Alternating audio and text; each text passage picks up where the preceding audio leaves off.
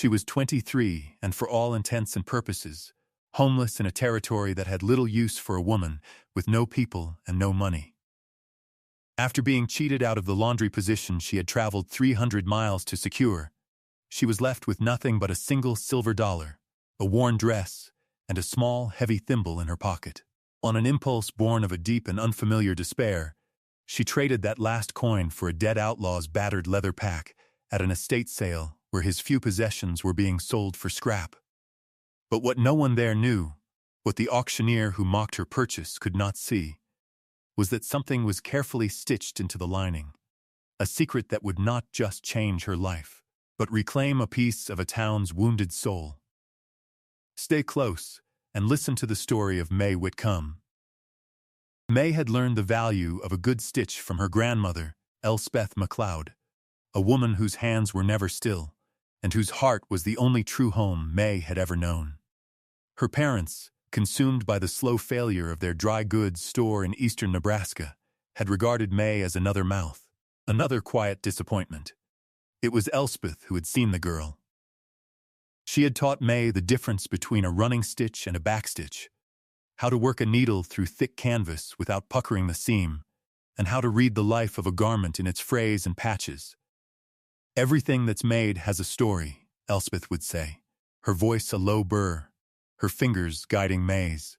"And anything that's broken can be mended, if you've the patience for it." Elspeth's hands were maps of a life spent working.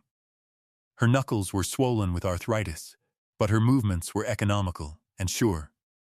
She taught May how to card wool and spin it into tight, even yarn, how to dye it with onion skins for gold and walnuts for a deep, rich brown. She taught her how to tan a rabbit hide until it was supple as cloth, and how to repair a boot sole with an awl and waxed thread.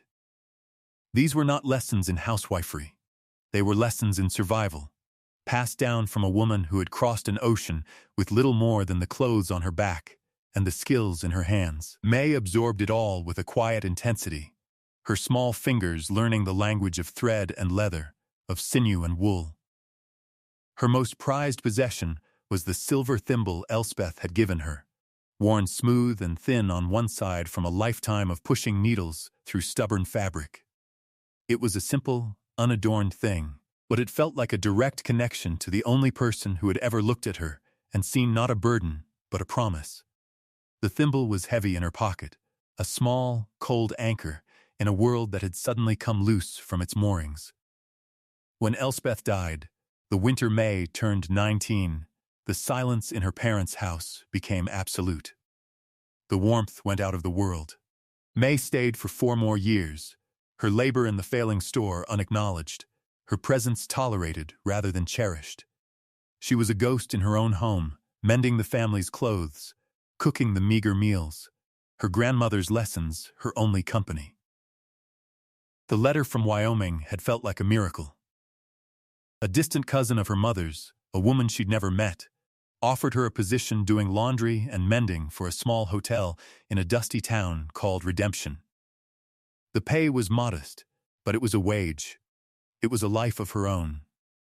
She packed her few belongings in a carpet bag, placing the silver thimble carefully in a small cloth pouch. She said her goodbyes to her parents, who accepted her departure with the same weary indifference they applied to everything else. Her father gave her $5 silver for the journey, a transaction that felt more like a settlement than a blessing. The journey west was long and bruising. A week on a crowded train and 2 days on a jostling stagecoach. But with every mile, a fragile hope began to sprout in May's chest. She was leaving the silence behind. She was traveling toward a place where her skills would have value, where she could earn her own bread and stand on her own feet. When she finally arrived in Redemption, her back aching and her clothes coated in a fine layer of alkali dust, the hope was a palpable thing, a warmth in her throat. The hotel owner, a man named Blevins with a sweat-stained collar and shifty eyes, met her on the boardwalk. He did not offer to take her bag. He did not welcome her. He squinted at her, his gaze lingering on her worn dress, and informed her that the position had been filled. "My niece decided to take it," he said, his tone flat, offering no apology. Came down from Cheyenne last week. Family first, you understand. May understood perfectly. She understood the 300 miles she had traveled, the $4.50 she had spent on tickets, the letter in her bag that was now nothing more than a piece of paper.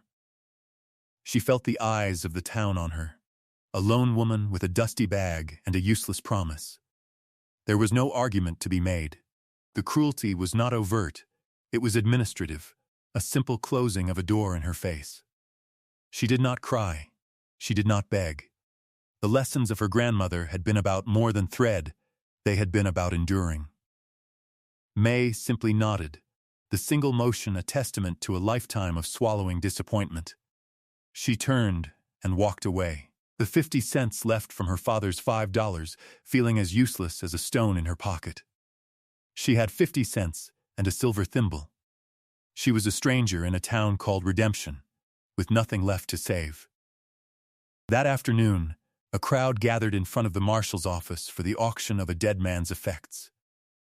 The man was Silas Kane, an outlaw shot dead 2 days prior during a failed robbery. His name was spoken in low, excited tones.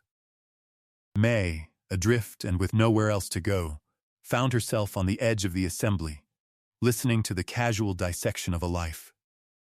The auctioneer, a portly man with a booming voice, held up a dented canteen, a tarnished belt buckle, a pair of worn-out boots. "What am I bid for the belongings of this famous scoundrel?" he bellowed, a smirk playing on his lips. The bids were few and mocking. It was a spectacle, not a sale. Finally, the auctioneer held up a battered leather pack. It was made of thick, oiled hide, darkened with age and hard use. The straps were frayed, and one of the buckles was missing, replaced with a crude knot of rawhide. It had been stitched with a heavy, uneven hand, a purely functional object meant to withstand rough travel. "Look at this sorry thing." The auctioneer laughed, probably full of holes as Kane himself. "Who'll give me a quarter for it?" The crowd chuckled. May looked at the pack, and for the first time she saw something other than her own ruin. She saw the deep scratches in the leather, the story of its journey. She saw the strong, if clumsy, stitching, and recognized the work of a man who knew how to make things last. And beneath the dirt and wear, she saw good leather, thick and unbroken in the main body of the pack. It could be cleaned, patched, the straps replaced.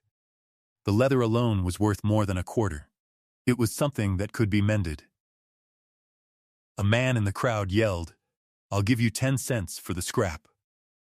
Another laugh rippled through the onlookers. May felt a sudden, sharp clarity. It was the only thing of value she had seen all day. She pushed her way forward, her voice quiet but firm. "I'll give you 50 cents. She held up her last coin, the silver $half gleaming in the harsh Wyoming sun. The auctioneer blinked, surprised. He looked from the coin to her plain, dusty face. A slow, cruel smile spread across his features. 50 cents. The lady in gray sees a diamond in the rough. Going once, going twice, sold. To the discerning woman with more sense than sense. The crowd's laughter followed her as she stepped forward and traded her last piece of currency for the dead outlaw's pack. She did not acknowledge their jeers. She took the pack, its weight and substance a comfort in her hands, and walked away from the crowd, away from the town, heading toward the low, scrub-covered hills at the edge of Redemption. She did not know where she was going, but she knew she was carrying the only thing in the world that was hers. It was a sorry inheritance, but it was a start. The leather was cool and smooth under her fingers, and she could already feel the familiar, calming rhythm of the work that lay ahead, the cleaning, the conditioning, the patient pulling of a needle and thread. May walked until the sounds of the town faded behind her, replaced by the whisper of the wind through the sagebrush. She found a sheltered spot in the lee of a rock outcropping, a place where she could be alone. The sun was beginning to dip toward the horizon, casting long, purple shadows across the plains. She sat on the dry, sandy ground and placed the pack in her lap. For a long moment, she just looked at it, running her hands over the scarred surface. It smelled of dust, horse sweat, and something else, a faint, metallic tang she couldn't place. It was heavier than it should have been for an empty pack. She began her inspection with the practiced eye her grandmother had taught her. She checked the main seams first, running her thumb along the thick, waxed thread. The stitching was crude, but strong. She examined the frayed straps, noting how the leather had been worn thin near the attachment points. The missing buckle was a simple fix. A new one could be fashioned from scrap metal, or even carved from bone if need be. She turned the pack over and over, her fingers probing, learning its history. It was as she was examining the interior that she felt it. Along the back panel, the part that would rest against a rider's back, the lining was different. Most of the inside was rough, unfinished leather, but this one section, a square roughly the size of her hand, was covered with a patch of softer deerskin. It was stitched down with a finer thread than the rest of the pack, the stitches small and neat, almost invisible. But they were not quite perfect.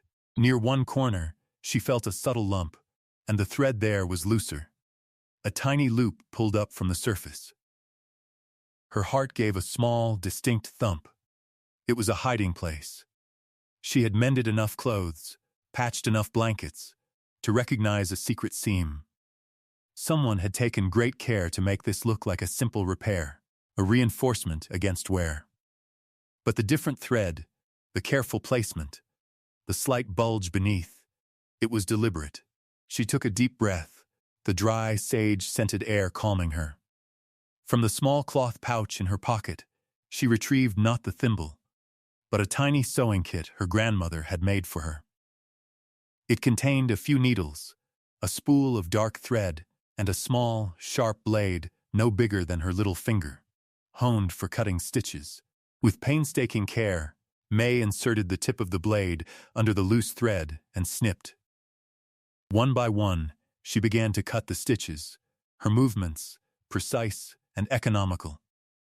The thread was old and brittle, and it parted with a series of tiny, satisfying snaps. After a few moments, she had opened one side of the deerskin patch. She peeled it back carefully. Inside, nestled within the thick leather of the pack itself, was a hollowed-out space, and in that space lay a small, flat package wrapped in oilskin and tied with a bit of twine. Her fingers trembled slightly as she lifted it out. It was cool to the touch and surprisingly heavy. She worked the knot loose and unfolded the oilskin. Inside were two objects. The first was a piece of paper, folded into a tight square. It was stiff and brittle with age. The second was a letter, the envelope yellowed and stained along one edge with a dark, reddish-brown smudge that could only be dried blood. May unfolded the piece of paper first. It was a map, drawn in charcoal on a torn sheet of what looked like ledger paper.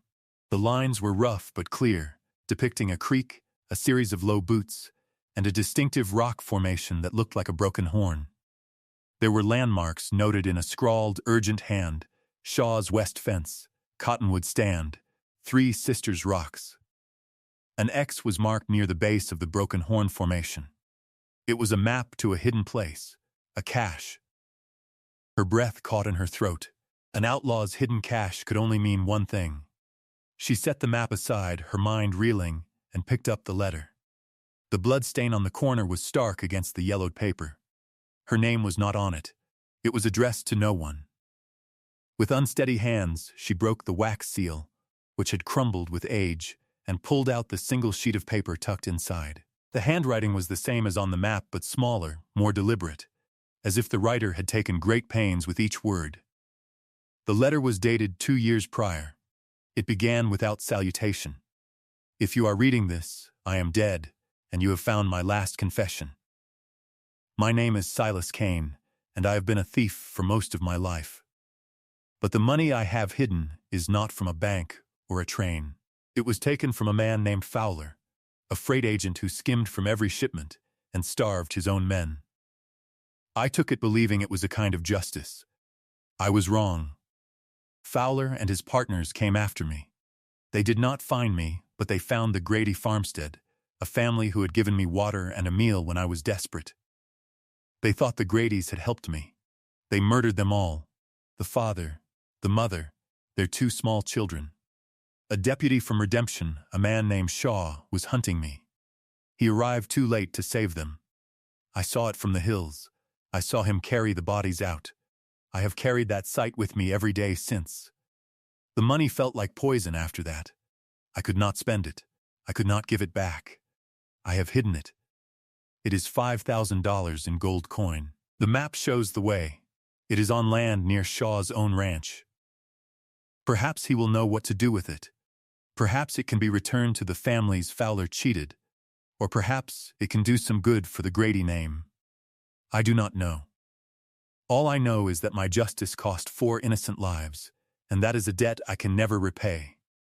I carry their faces. I hope God has more mercy than I deserve. Do with this what you will. Do better than I did. May read the letter twice, the words sinking into her like stones. $5,000. The sum was astronomical, an impossible fortune. But it was the story that held her, the plain, unvarnished horror of it, the murdered family, the guilt-ridden deputy, the outlaw's failed attempt at penance. This was not a simple treasure map, it was a burden. The money was tangled up in blood and grief. She looked at the bloodstain on the envelope, and it was no longer just a stain, it was a testament.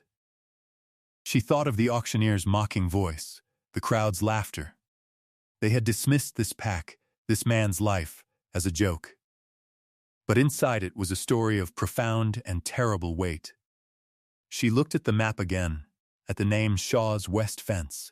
The letter said the deputy who had found the Grady family was named Shaw. It was likely the same man. A man who, according to Silas Kane, still carried the sight of what had happened. He would be the key. May sat for a long time as the sky turned from orange to a deep, star-strewn indigo. The 50 cents she had spent felt like the most significant transaction of her life. She had traded her last coin for a dead man's guilt. But in that guilt was a map, and on that map was a chance. It was a dangerous chance. Fowler's partners, if they were still around, would surely still be looking for this money. But what choice did she have? To stay in Redemption was to starve. To go back east was to return to a life of silent servitude. The map pointed west. It pointed toward a guarded man and a hidden treasure, toward danger and an unknown future. With a resolve that settled deep in her bones, May folded the letter and the map, tucked them back into the oilskin packet, and slipped the packet inside her dress, resting it against her skin. She rose, shouldered the outlaw's pack, and began to walk, not away from town, but parallel to it, following the North Platte River as it flowed west. The weight of the pack on her shoulders felt different now. It was no longer just leather and straps, it was a trust. The journey was not a matter of days, but of weeks. May walked. She had no horse, no wagon, only the worn soles of her shoes and the grim determination that had taken root in her soul. The $5,000 was an abstraction, a number too large to feel real. What felt real was the ache in her feet, the gnawing hunger in her belly, and the constant, watchful tension in her shoulders. She followed the river, using it as her guide, sleeping in dry creek beds or thickets of willow that offered some concealment from the open plains. She learned the landscape with her body. She learned the sting of the wind that never seemed to stop, the burn of the sun on her neck, and the deep, abiding chill of the nights. She ate what she could find, wild onions pulled from the damp soil by the riverbank, the tart, fleshy leaves of purslane, and once, a foolish rabbit she managed to kill with a well-aimed rock. She cooked it over a tiny, smokeless fire of dry sage roots. The skills her grandmother had taught her no longer a comfort, but a necessity for survival. The silver thimble in her pocket was a constant reminder of Elspeth's practical love, a small, hard piece of a past where she had been safe. Now, safety was a luxury she could not afford. She saw other travelers on the main trail that ran parallel to the river, but she avoided them, her lone female figure an invitation to the kind of trouble she could not handle. She became adept at fading into the landscape, her gray dress the color of dust and rock, her movements quiet and deliberate. She was a ghost haunting the edge of the world. After nearly 3 weeks of walking, the land began to change. The flat plains gave way to rolling hills, and then to the rugged pine-studded foothills of a mountain range she did not know the name of. The air grew thinner, cooler. According to the crude drawing, she was getting close. She began to scan the horizon for the landmarks from Silas Kane's map. The cottonwood stand, the 3 boots that looked like sisters standing in a row. One afternoon, she saw it. From the top of a rise, she looked down into a wide, shallow valley.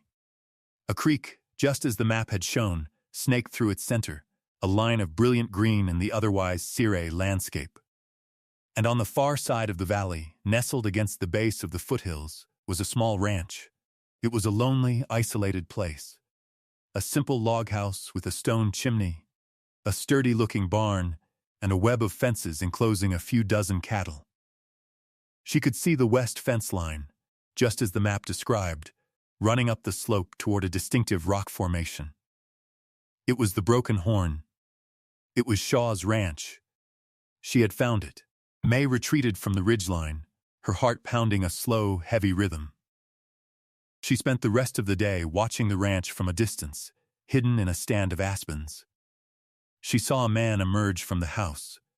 He was tall and broad-shouldered, moving with a kind of weary purpose. He carried 2 buckets to the creek, his back straight, his pace steady. Even from half a mile away, she could sense a stillness about him, a profound solitude. This was Jacob Shaw, the man who had carried the bodies of the Grady family from their home. The man whose grief was written into the very landscape of Silas Kane's map.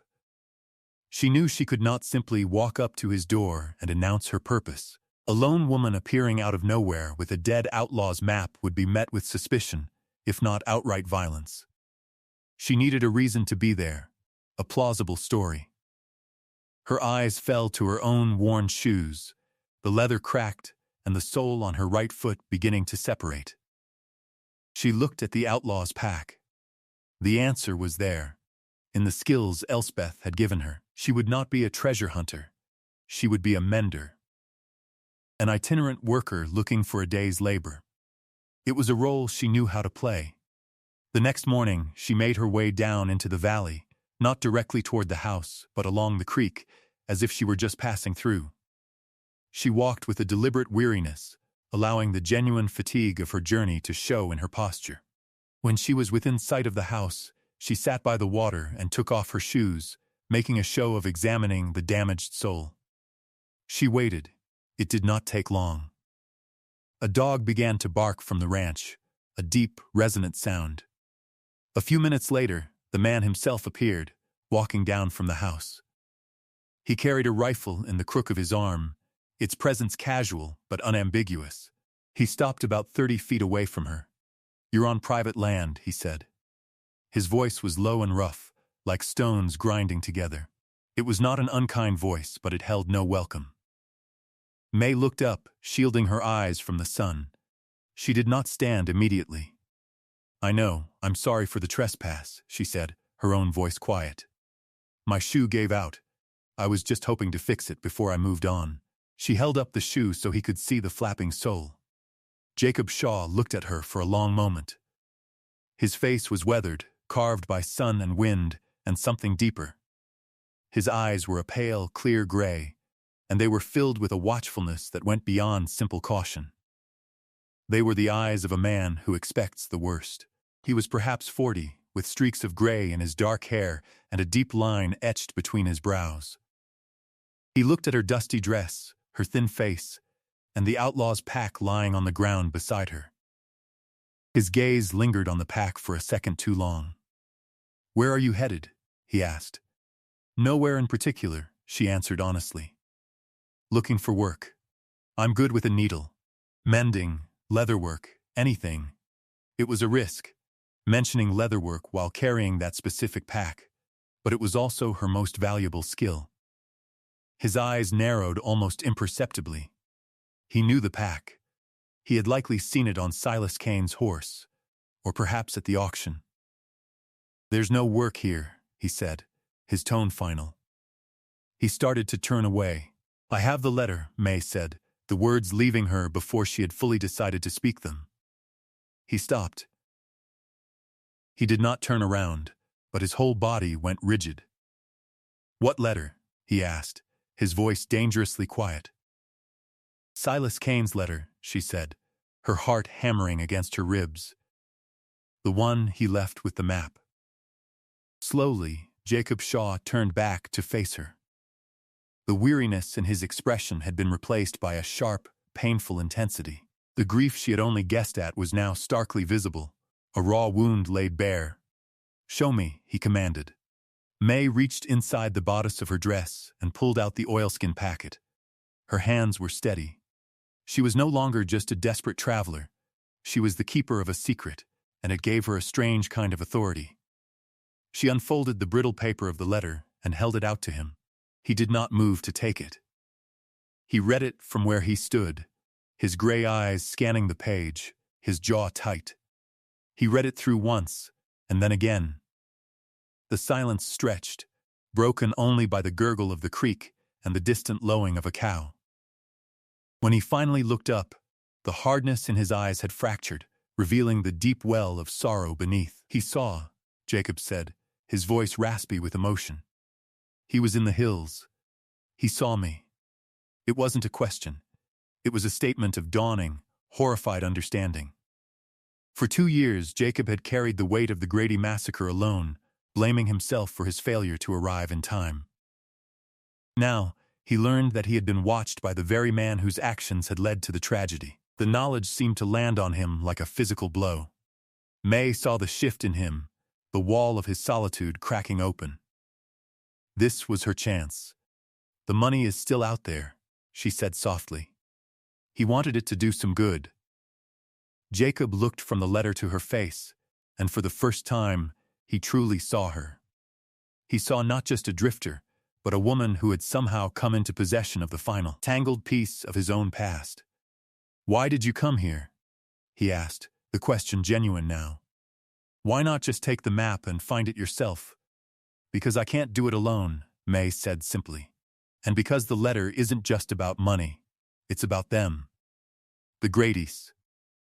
She had said the right thing. The name, spoken aloud, hung in the air between them. Jacob's shoulders slumped slightly, a barely perceptible admission of a shared burden. He finally gave a slow, weary nod. "Come up to the house," he said. "We'll talk." As May gathered her things and followed him toward the silent log cabin, she felt the first tentative shift in her own fate. The outlaw's pack had brought her to this place of grief, but it had also brought her to the one person who could understand its terrible weight. The rebuilding had begun, not with wood or stone, but with the cautious, fragile laying of a foundation of trust between two strangers bound by a dead man's confession. The inside of Jacob's house was as spare and guarded as the man himself. It was one large room, meticulously clean but starkly empty of comfort. A narrow bed was neatly made in one corner. A simple table and 2 chairs stood near the stone hearth, and a few cast-iron pots hung from hooks on the wall. There were no pictures, no curtains on the single window, no sign of the life that might have existed here before. It was the home of a man who was waiting for nothing. Jacob gestured for her to sit at the table while he put a pot of coffee on the stove. The silence was thick with unspoken questions. May placed the map on the table between them. Jacob sat down opposite her, his large hands resting on the worn wood. He stared at the charcoal lines, his expression unreadable. "I hunted Kane for 6 months," he said, his voice low. "Tracked him from Kansas territory. Always a day behind. When I heard he was circling back toward redemption, I thought I had him." He paused, his gaze distant. "The Gradys, they were good people. John and Sarah. They had a boy, Thomas, and a little girl, Lucy. I'd shared a meal with them not a month before. When I got the word that Fowler's men were in the area, I rode as fast as I could. He stopped, his throat working. I was too late. Kane was right. I carried them out myself. May listened, her own hardships seeming small and insignificant in the face of his profound loss. This wasn't just about a deputy's failure. It was personal. The money Kane stole, Jacob continued, his voice regaining its hard edge, it was from the Black Hills Freight Company. Fowler was the agent, a thief in a suit. He was skimming gold dust from every payroll shipment he handled. Kane's robbery exposed him. Fowler was arrested, but his partners, a man named Jedediah Stone and another called Lefty Grimes, they were never caught. They believe that money is theirs. He looked directly at May, his eyes sharp. If you found that pack, it means they're still looking. Coming here makes you a target. It makes me a target. Before May could respond, his dog, a grizzled hound with one floppy ear, began barking again, a low, insistent warning. Jacob was on his feet in an instant, moving to the window. He peered out, his body tense. 2 riders were approaching on the valley trail. "Speak of the devil," he muttered. He grabbed his rifle from its pegs by the door. "Stay here. And stay quiet." May's blood ran cold. She moved away from the table, pressing herself into the shadows of the corner. Her hand instinctively going to the small, hard shape of the thimble in her pocket. Jacob stepped out onto the porch, the rifle held loosely at his side. The 2 riders reined in their horses a respectful distance from the house. One was a large, bull-necked man with a florid face and a fine coat, despite the dust and heat. The other was wiry, with a pinched face and a left hand that was missing 2 fingers. Jedediah Stone and Lefty Grimes. "Shaw," Stone said, his voice overly friendly. "Good to see you. We were just in the area looking for some stray cattle. Thought we'd stop and see if you'd seen any." "Haven't seen any strays," Jacob said, his voice flat. His gaze was fixed on Stone, but May knew he was aware of every twitch from the man called Lefty. "Funny thing," Stone went on, ignoring the cold reception. "We heard Silas Kane's gear was sold off in redemption.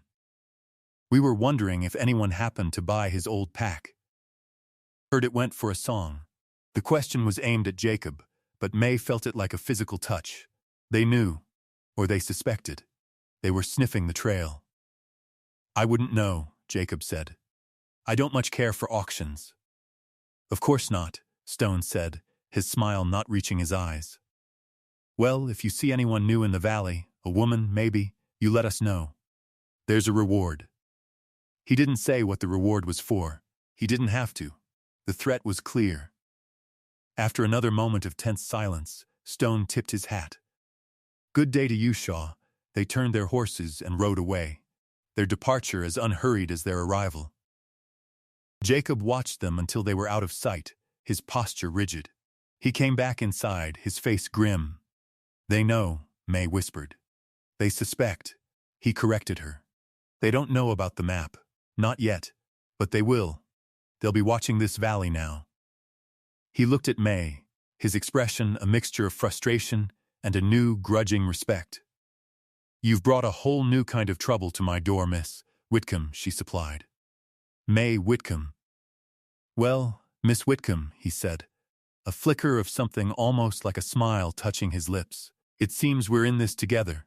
Let's find that money before they do." The shared danger had sealed their alliance more effectively than any promise. The work of rebuilding now had a new urgency. It was no longer just about honoring the dead, it was about surviving the living. They spent the next day planning, their heads bent over the map at the small table. Jacob, with his intimate knowledge of the land, was able to decipher Kane's rough landmarks. The Three Sisters Rocks were a known formation a mile up the canyon behind his house. The Cottonwood Stand was a small, spring-fed grove on the north slope. The X was located in a difficult, rocky area at the base of the Broken Horn Butte, a place that was hard to see from the valley floor. He chose the spot well, Jacob observed, his finger tracing the charcoal lines. It's sheltered from the trail, and the ground is all rock and shale. Hard to dig, but also hard to spot a disturbance. They decided to move at night. Stone and Grimes would be watching the ranch during the day, but the darkness would give them cover. That evening, as dusk settled, they gathered their tools, 2 shovels, a pickaxe, and a lantern. Jacob also carried his rifle, and he handed May an old but well-oiled Colt revolver. "Do you know how to use this?" he asked. May shook her head. He spent 10 minutes showing her, his instructions patient and precise. How to load it, how to cock the hammer, how to aim. The weight of the gun in her hand was cold and unfamiliar. A stark contrast to the familiar comfort of a needle or an awl. But she listened carefully, absorbing the lesson with the same focus she gave to everything else. Under the thin light of a crescent moon, they set out.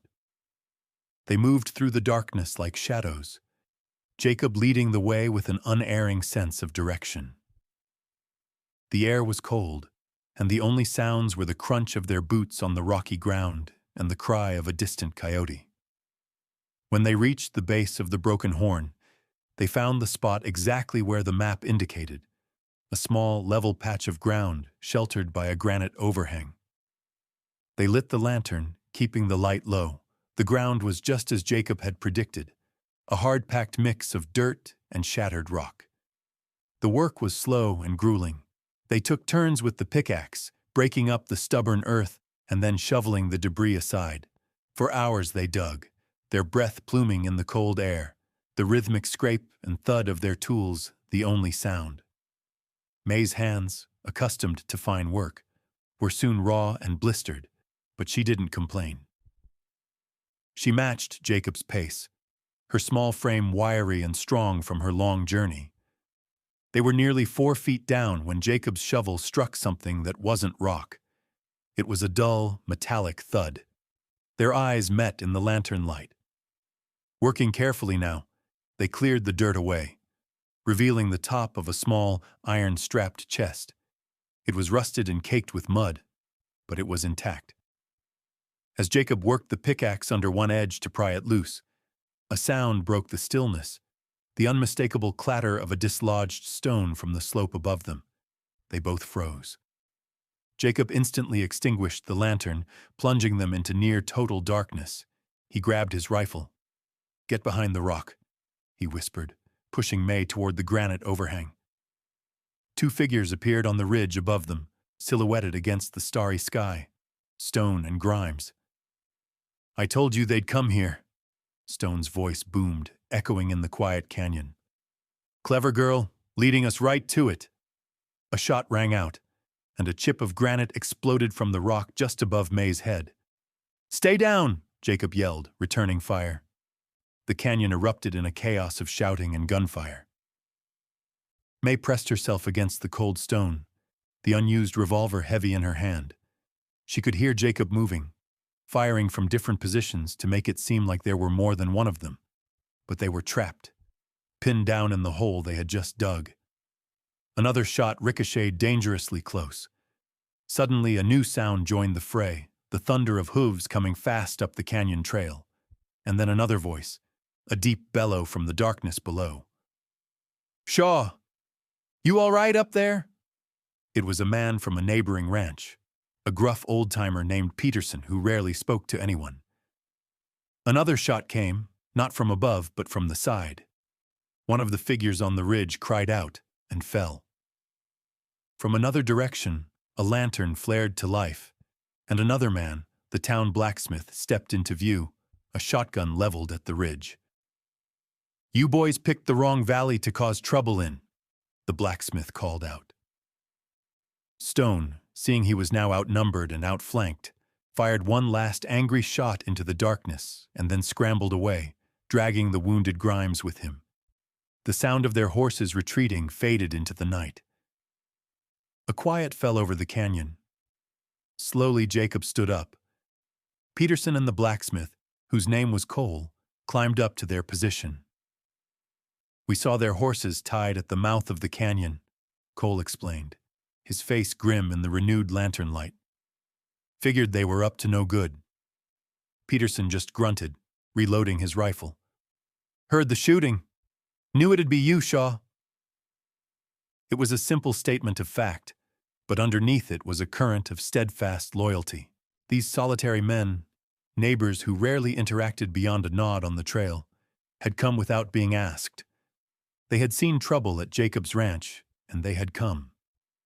Community, May realized, was not about friendly chatter over a fence. It was about showing up in the dark with a rifle when it mattered. Jacob looked at the two men, his neighbors, and for the first time since May had met him, the deep, weary caution in his eyes eased. "Thank you," he said, the two words carrying the weight of years of solitude. In the aftermath, a new kind of quiet settled over the valley.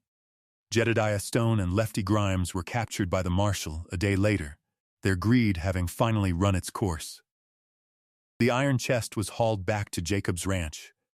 Inside, just as Silas Kane's letter had promised, was $5,000 in gold coin, a fortune that glittered in the morning light.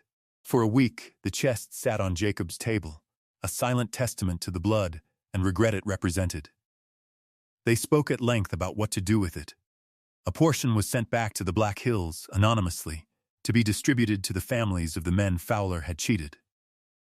Another $1,000 was given to the town of Redemption to build a proper schoolhouse, with a small, simple plaque dedicated to the memory of the Grady family. The rest, Jacob insisted, belonged to May. Kane's letter was a trust, he said, his voice firm. You fulfilled it. This is yours. It was more money than she could comprehend, a sum that promised not luxury, but security. Freedom with it, May did not leave. The valley had begun to feel like a home. She bought a small, abandoned homestead a few miles down the creek from Jacob, a place with a crumbling sod-roofed cabin and 20 acres of overgrown pasture. It was a ruin, much like the Outlaw's pack had been, but May saw the good bones beneath the decay. She saw a place that could be mended. The community, which had revealed itself in a flash of gunfire, now coalesced around her in quiet, practical acts of generosity. Cole, the blacksmith, forged new hinges for her cabin door and a set of hooks for her hearth. Peterson, the gruff rancher, appeared one afternoon with a milk cow and its calf, leaving them in her pasture without a word. Jacob was a constant, steady presence. He helped her replaster the chinking between the logs of her cabin, taught her how to repair the collapsed section of the roof, and showed her how to clear the sagebrush from the pasture to make way for good grass. They worked side by side, the shared labor a language more intimate than words. Her name became known. She was no longer the strange woman who had appeared from nowhere. She was May Whitcomb, the woman who was bringing the old Miller place back to life. Small rituals formed. She would bring a loaf of fresh-baked bread to Jacob's door once a week, and he would leave a dressed rabbit or a brace of quail on her porch in return. The unwanted pack, bought with her last coin, had transformed from a burden into a living place, a livelihood, a refuge filled with purpose. One cool autumn evening, May sat on the newly repaired porch of her own home, a cup of warm tea in her hands. The sun was setting, painting the sky in hues of rose and gold, the same sky she had watched on her first night outside of Redemption, when all she owned was the pack. The cabin behind her was warm and bright, a fire crackling in the hearth. The air smelled of pine smoke and damp earth. She was mending one of Jacob's work shirts, the fabric worn thin at the elbows. Her fingers, no longer raw from digging but calloused from labor, moved with a familiar, confident rhythm. On the small table beside her sat two objects. One was her grandmother's silver thimble, its surface gleaming softly in the fading light.